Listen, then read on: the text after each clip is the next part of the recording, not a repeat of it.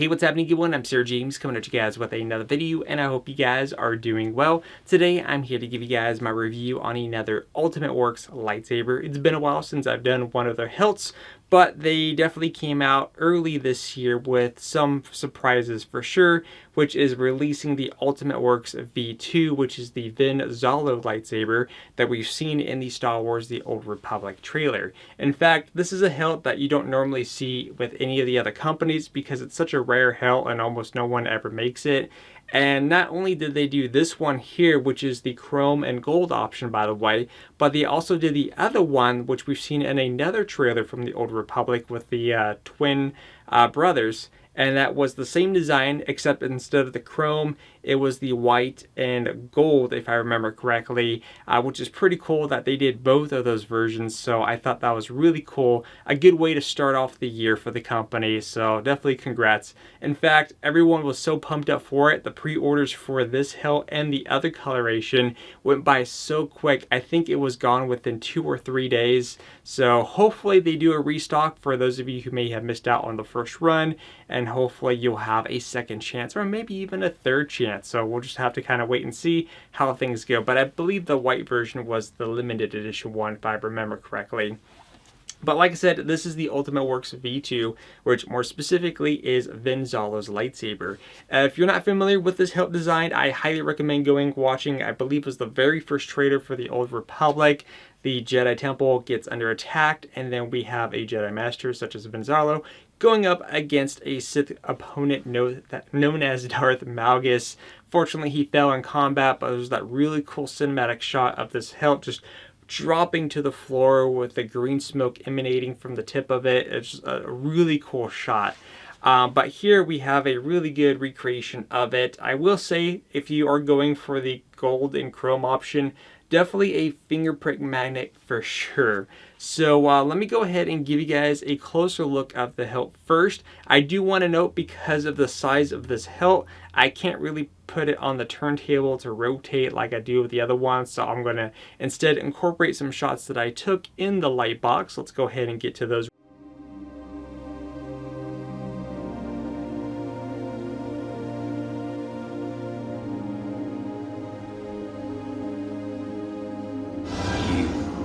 Deceived. And now your republic shall fall.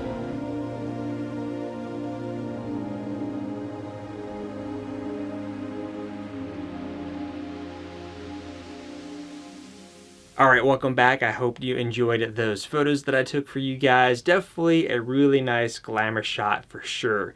But the one that I got here, this is the pre-kit option. So basically what that means for those of you who are unfamiliar with the other Ultimate Works sabers that I've done is what's really cool about their lineup is that they have a removable chassis that's pretty much compatible with a lot of their other hilts in the lineup. There may be 2 or 3 very little amount that's not compatible, but most of their hilts in the lineup do support it, where if you get, let's say, a fully installed one, and let's say there's another hilt that they're coming out with, rather than pay the full price to get another full kit, as long as it's supported, you can choose to get the pre-kit options, which means that you could basically remove your chassis from one of your other hilts and pop it into your new one. Again, as long as you get the pre-kit option, that will be fully supported, and it's as simple as that. So the pre-kit option for this was like $286, I believe was the price, versus its fully installed one, which is like around 400 something. So definitely a good amount of savings right there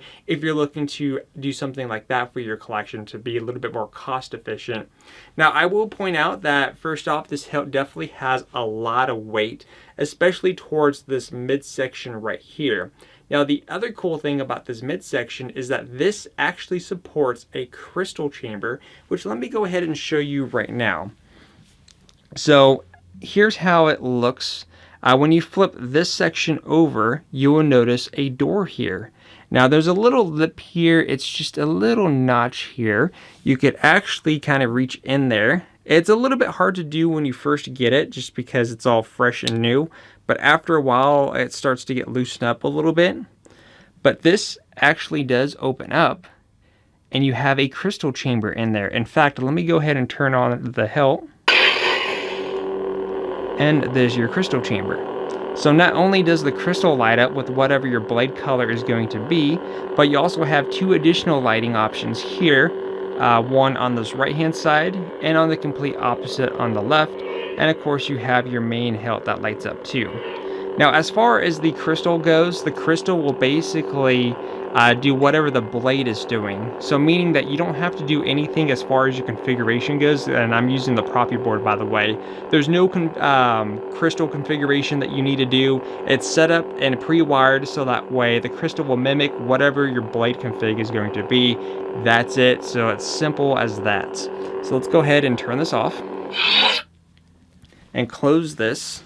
Now, because of how heavy this hilt is, I'm not going to go crazy with the swinging. I'm going to be very cautious not to drop this or anything like that. But I also do want to mention that as far as the actual blade goes, the blade sits in pretty deep in this hilt. So let me go ahead and first remove the plug here. It's just a standard blade plug, nothing too fancy. It's your typical blade plug that you'll find in your Ultimate Work sabers. And I'm going to go ahead and bring over my 28-inch blade. Again, because I got this as a pre-kit, it only came with the hilt, nothing more. And I'm just going to go ahead and slide this in first. And then I'm going to go ahead and now remove it to give you guys an idea how deep the blade socket goes.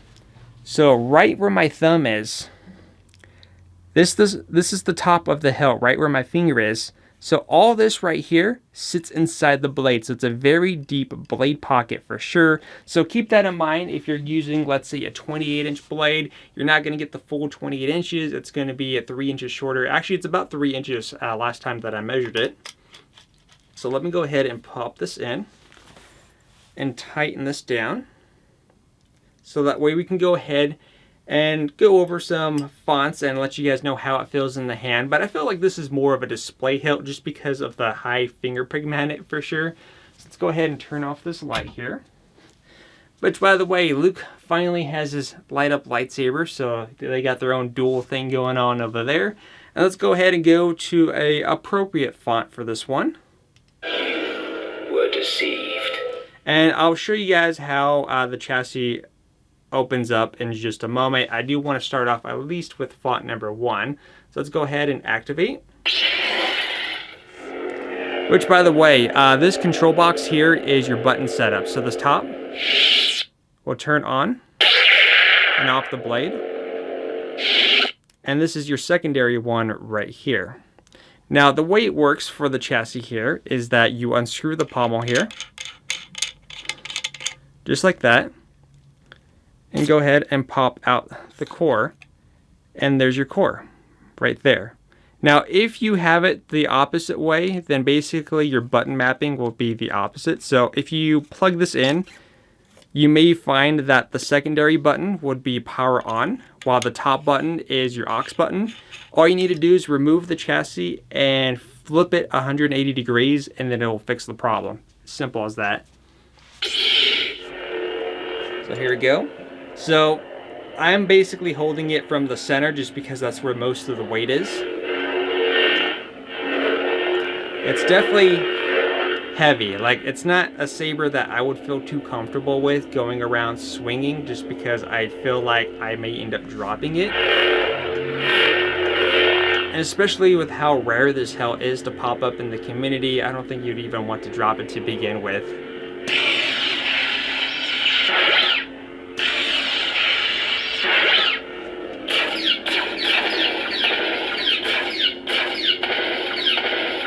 Now, because this is running Profi, I did also enable twist off and swing on.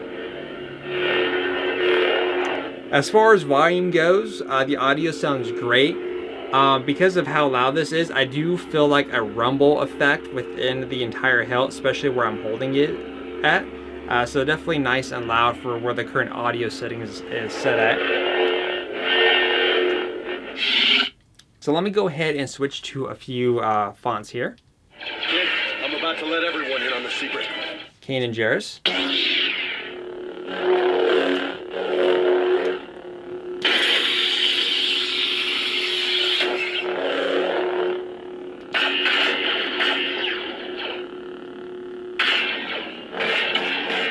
Now, also too, what's cool about the Prophy is that there's like battle mode. So like when I hold down the button and let go, it goes into an auto detection. So every time I swing the blade, it will do the blaster deflect. And I don't even have to press the button. He's been working on that thing for weeks. What kind of lightsaber could he possibly build with the junk we have laying around? Speaking of Ezra's Season 1 lightsaber, Phoenix Props is actually doing a pre-order run for that hilt. So if you've ever wanted a custom Ezra Bridger's lightsaber, specifically the saber blaster combination, I'll put a link to that pre-order page down below. Do note that it's for an empty hilt. It is quite pricey, but if you ever wanted a custom one, this is probably one of your other chances to get it for quite a few years from now, just so you know. And by the way, this is a Kyberphonic font, so you already have something to go with it.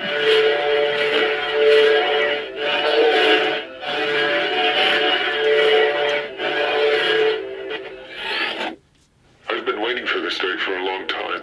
And I did add some extra effects on here because I do want to show you guys that Kyber crystal chamber to show that the crystal is actually going to do exactly what the blade is going to do.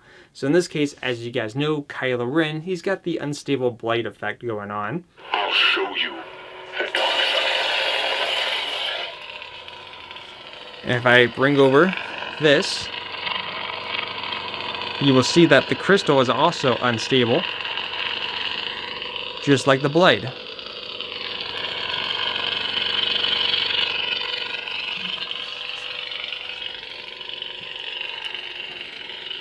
And also to the lighting in here on the side.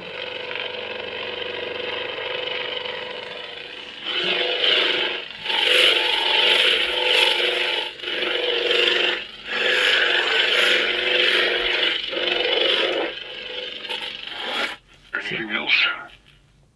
I mean, I'm pretty sure that covers everything, Kylo.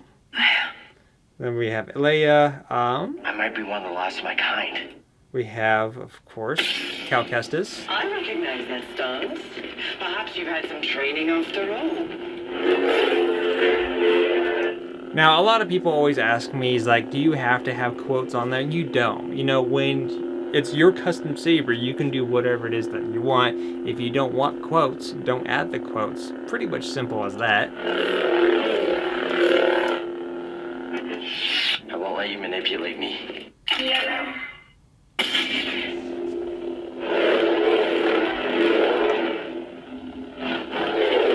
So again, regardless that the hilt is pretty heavy, I could still swing it comfortably, or as comfortably. Like, I don't feel like I'm getting any kind of discomfort. I do feel a slight fatigue just because I'm trying to maintain a sense of balance with the hilt.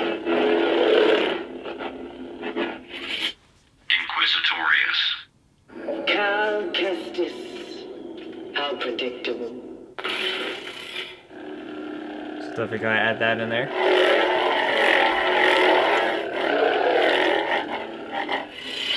I've carried so much hate for you. Well, I don't know why you hate me. Jedi, prepare for death.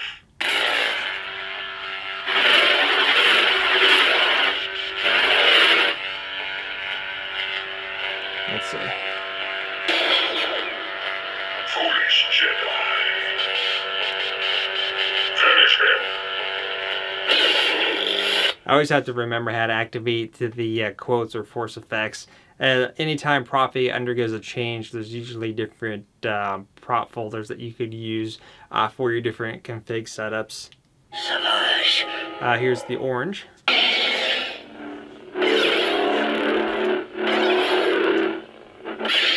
And then let's do one more. At last we... General Crow, you're being relieved of duty.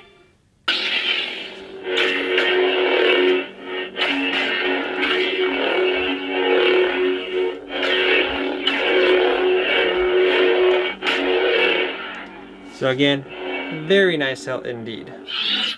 Go ahead and turn the light back on. If I can turn on the light. So overall, it's a very nice hilt. Like I said, if you're going with the chrome and gold option, it's a fingerprint magnet. But because of the popularity of this hilt, this one is now currently, as of the moment sold out.